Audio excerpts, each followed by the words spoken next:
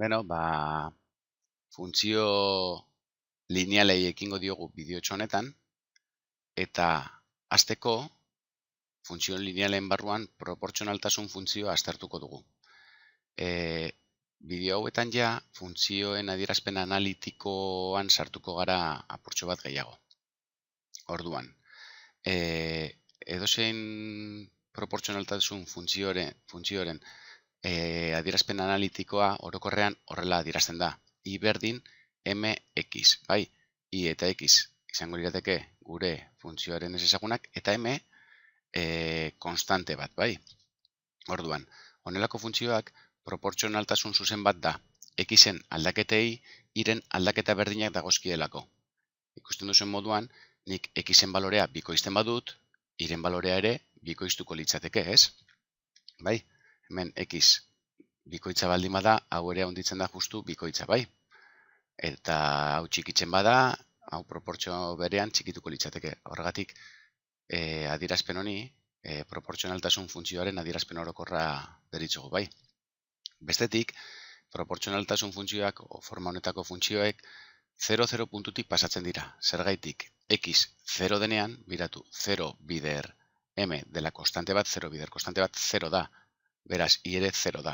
Orduan, x 0 denean, i ere 0 da, beraz, 0,0 puntutik pasatzen da honelako funtzioa, bai? Eta m horri, proportzionaltasun konstanteari, zuzenaren malda deritzo. Zuzenaren inklinazioarekin erlazioa duelako. Ondoren ikusiko dugun moduan. Bale, eta proportzionaltasun funtzioaren adierazpen grafikoa adibidetxo batekin ikusiko dugu. Demagun ematen digutela, i berdin 3 x. 3 gure malda izango litzateke, ez? X-ari biderkatzen ari dion konstantea, bai? Bale. Puntu bat aterako dugu funtzio honetan, grafikoki adierazia izateko, bai? Bueno, alde batetik badakigu, 0,0 puntutik pasako dela, bai? X 0 denean, 0 bider 3 i da 0, bai? Eta bestetik beste puntu bat aterako dugu. Adibidez, x 5 denean, bai? X 5 denean, x dagoen lekuan 5 ordezkatzen badugu, geratzen zaigu 3 bider 5, beraz 15 zati 5, 3. Beraz, x 5 denean, i da 3. Ja, bi puntu edukita, 0,0 puntua eta 3 puntua, gure funtzioa irudikatu genezake, bai? Zebadakigu, puntu hauetatik pasatzen dela eta bi punturekin ja, zuzen bat denez irudikatu dezakegu. Beraz, honela irudikatuko genuke 0,0 puntua, 5 x bat birulau 5 i 3 puntua, eta biak elkartuta gure funtzioa grafikoki adierazita edukiko genuke, bai? Hauxe. Bale.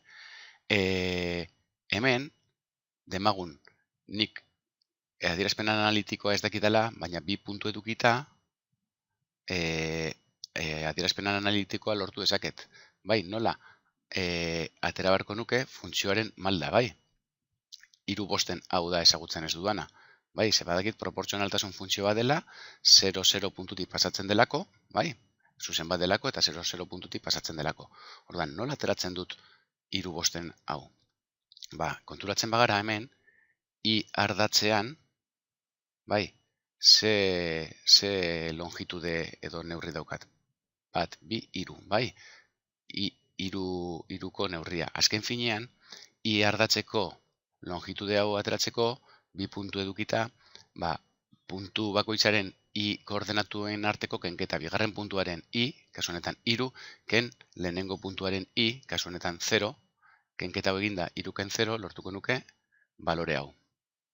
Eta bestetik, x ardatzeko balore hauen ezberdintasuna, aterako nuke bigarren puntuko x, ken lehenengo puntuko x, 5 ken 0, 5. Bai, beraz, malda kalkulatzeko i koordenatuen arteko diferentzia, bai, ikur honekin adierazten dugu diferentzia, bai, delta i, hau izango litzateke i koordenatuen arteko diferentzia, zati x koordenatuen arteko diferentzia izango litzateke gure malda. Bai, lehen esan dugun bezala, 3, zati 5, hori da gure malda, bai? Ordan, biratu. Malda kalkulatzeko bi puntu edukita, badakigu egin barko dugula, bigarren puntuaren i, ken lehenengo puntuaren i, zati bigarren puntuaren x, ken lehenengo puntuaren x. Hau da, 3, bai, ken 0, zati 5, ken 0. Kasu honetan, 3 bosten. Orduan ja, malda edukita, badakigu proportzionaltasun funtzio bat dela, beraz badakigu gure funtzioa dela, i berdin 3 bosten x, i berdin mx, bai? Bale. Hau litzateke, grafikoa ikusita, gure funtzioaren adierazpen analitikoa ateratzeko modua, bai? Malda kalkulatzea besterik ez genuke. Bai, eta bi punturekin ikusi dugu formula honen bitartez atera dezakegula. Bale. Goazen aztertzera maldaren zentzua, bai? Gure lehengo funtzioan, m berdin 3 bosten denean, hau litzateke gure funtzioa, bai? Ikusten dugun bezala, malda positiboa da, eta gure funtzioa gorakorra da, bai? Beraz, malda positiboa denean, funtzioa gorakorra da. Beste adibide bat ikusiko dugu. Kasu hau, biratu.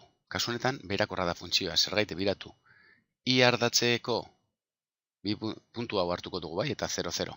I ardatzeko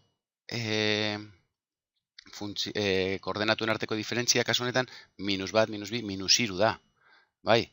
Eta x ardatzekoa positiboa, bai? 5 ken 0, 5, bai? Beraz, malda -3 bosten litzateke kasu honetan, bai? Orduan, malda negatiboa denean, ikusten dugun moduan, funtzioak berakorra dira, bai? Orduan, proportzionaltasun funtzioetan, malda negatiboa denean, funtzioa berakorra dela badakigu. Eta gero lehen esan duguna. Aztertuko dugu, hemen adibidez, 3 funtzioa agertzen dira, bai? I berdin 3x, gorri hau, I berdin erdia x, berdea, eta I berdin -2x, urdina. Fijatzen bagara, miratu, malda hemen positiboa da honena, eta hau ere malda positiboa da, beraz, bi hauek, gorria eta berdea, gorakorrak dira. Eta gainera, malda zenbat eta handiago, bai, 3 erdia baino handiago denez, penditza, bai, zuzen honen pendientea, bai, edo malda, handiagoa da berdea baino, orduan, m zenbat eta handiago, malda handiago da, bai? Hori da beste ondorio bat, bale? Eta gero, malda negatiboa denean, kasu honetan bezala, -2 dela malda, gure funtzioa berakorra da, orduan. Gorakorra, m positiboa denean, berakorra, m negatiboa denean, eta gero, malda zenbat eta handiago, penditza handiagoa. Bai? Hau izango litzateke, proportzionaltasun funtzioaren adierazpen analitiko eta grafikoaren arteko erlazioa eta nola atera batetik bestea, bai? Bueno, hause praktikatzeko, ondoko bi ariketa hauek egingo ditugu, bale? Zuen kabuz, lehenengo honetan irudikatu beharko dituzu hemen dauden funtzio guzti hauek, eta gero beste honetan grafikoki ematen diren bi funtzio hauen adierazpen analitikoa kalkulatu beharko duzue.